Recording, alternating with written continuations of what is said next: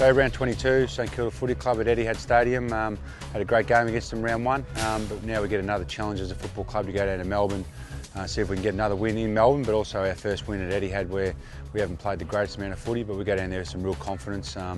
Both teams are just playing out the year, but we want to finish it on a real strong note, and hopefully the players can chalk up their first win at Etihad. Yeah, Michael Rustelli's been out with an elbow. I think last time we played at Etihad he hurt it, so he's had a fair stint out with his elbow injury. He's played the last 2 weeks in the NEFL and gone about it okay. Been able to keep up a fair bit of his running and his fitness, so yeah, it's just another guy we can put through the midfield, and we bat a bit deeper in there with him in our team. Yeah, Leigh Osbourne's gone about his footy in a really good manner. The NEFL's played a bit on ball, a bit of wing, a bit of half back, a bit of everywhere for us.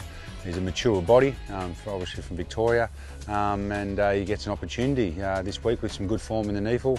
We know we can play him in certain areas, and it's probably a reward for him sticking at his footy for 21 weeks, where it's been a hard slog for him, but he gets rewarded now for his first AFL game. Yeah, Andrew Boston was terrific. He's sort of been in and out a little bit over the last month or so, but he got limited opportunities up forward. Kicked 3 goals, 1 I think for us. Held the ball in pretty well for us.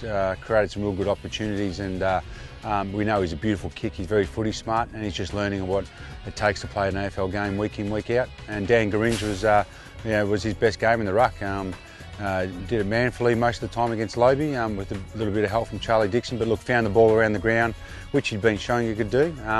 But I thought he competed really well in the ruck, really aggressively, jumped in hard, and gave us a good look for it, apart from when he got a little bit tired and sore in the last quarter. But definitely Dan's best game, and we look at him trying to bounce back and have replicate that same form in this week's game, and that's what it's going to take for him to be a consistent player. So it's another great challenge for him against McAvoy, who's had a pretty solid year.